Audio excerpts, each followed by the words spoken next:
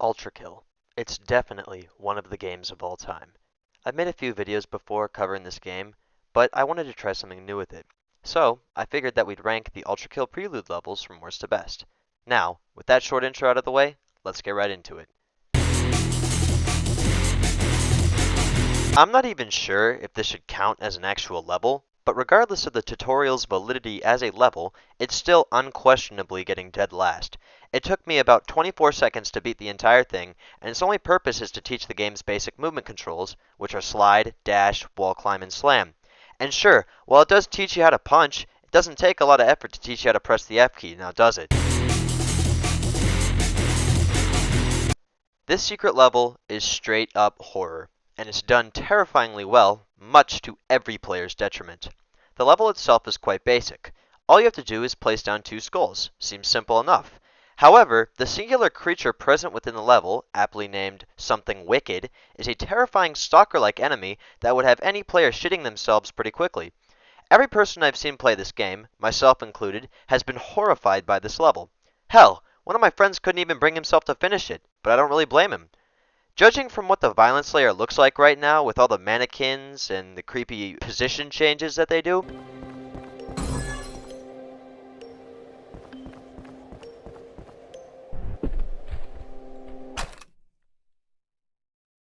I'd recommend playing this level at least a few times in preparation for its release. Oh, and let's not forget that terrifying noise it makes. Yeah, that one. Let me be clear. Just because this level is in 5th place does not mean that it is bad in any stretch of the imagination. In fact, there really aren't any bad Ultrakill levels, aside from maybe the tutorial that I mentioned previously, but that hardly counts as a level anyway. The reason this level is on the lower end of the list is because there's not much to it.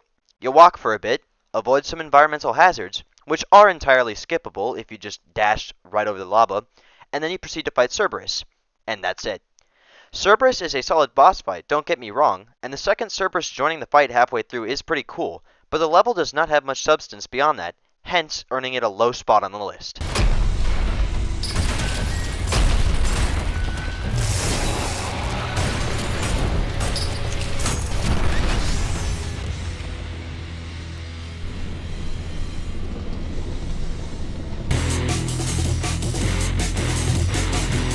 The first actual level of the game. It's got the iconic start where you walk up to the revolver and the title card appears.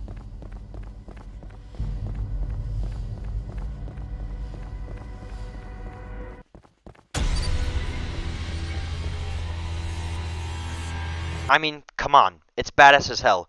Look at what you just saw on screen. While the level is a great way to kick off the game and introduces some advanced mechanics like parrying and the style meter, as well as hard damage, it is still limited by one crucial setback. This setback is the fact that you only have one gun with a single variant at your disposal, so the gameplay in this level tends to get a little stale. While this level does feature the game's first boss fight, which definitely helps to spice things up, the boss is not too mechanically complex, and it appears as a regular enemy just 3 levels later. Overall, it is a solid level. After all, this is Ultrakill we're talking about, and not a single level is really bad, as I've said before, but it is outclassed by a few later levels that are more complex and stylish overall. Third place is, funnily enough, the third level in the Prelude. This level is good, but there are a few ones that are better. It's a fun level, especially because you likely have all 3 revolver variants by this point, as well as an entirely new weapon, the shotgun. While we're on the topic of the shotgun, most of your time in this level is spent testing your newfound weapon, which you either got from Swords Machine in the previous level, the Meat Grinder, or at the beginning of this level. Speaking of Swords Machine, this level mainly serves as a boss fight level, with you having to fight it in 2 different instances. Swords Machine is a good boss, and it's definitely a staple of the Prelude experience. Both phases are unique, and getting the shotgun after the first phase helps you demolish it in the second encounter with ease. And if we're being honest, there's not much to say about this level other than that. It introduces the Schism, which, I guess that's cool. I'll make this one quick. In terms of raw combat, this is easily my favorite level in the Prelude. It's essentially just a giant enemy gauntlet, but it is incredibly fun. Every room is filled to the brim with enemies, maximizing fun and challenge. Maurice makes a return from his debut in the first level, now appearing as a regular enemy instead of a boss fight. What also helps this level greatly is the fact that most players will likely have all possible weapons and weapon variations available in the Prelude by this level, which allows for better combos and a bigger variety of ways to approach combat encounters, which, naturally, will only enhance the level of fun derived from the level. The secret room with the overheal and the duo of malicious faces is a nice little addition as well.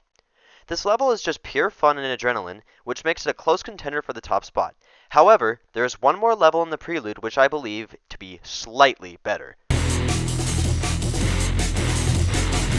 Taking first place is the Meat Grinder. You're able to buy a new revolver variant as soon as the level starts, with your options being the Marksman or Sharpshooter. Both are solid options, but the Sharpshooter definitely trivializes the level a bit, due to the cramped nature of the rooms. But, let's be honest, it's the goddamn Sharpshooter. Did you really expect anything less? Despite this, the combat in this level is still solid. There are a few moments where you can see Swords Machine slaughtering demons, teasing the encounter with it in the following level. The best example of this is the room where you fight demons in one half and it fights demons in the other. Despite all of the awesome things that I've already mentioned, what really makes this level rank so high is the secrets hidden within. You can fight Swords Machine in a hidden room, which will give you access to the shotgun a level early. The fight is tough, especially given your limited arsenal at this point, but the reward is well worth it. You can also find a hidden blue skull in the ceiling to unlock the entrance to the secret level. The secret is even hinted at due to the empty blue skull pedestal in one of the rooms. This level has just about everything you could want, which earns it top honors. And that's it. The ranking is complete. I've never done a video like this before, and, I'll be honest, reading a script makes me sound like a freaking robot.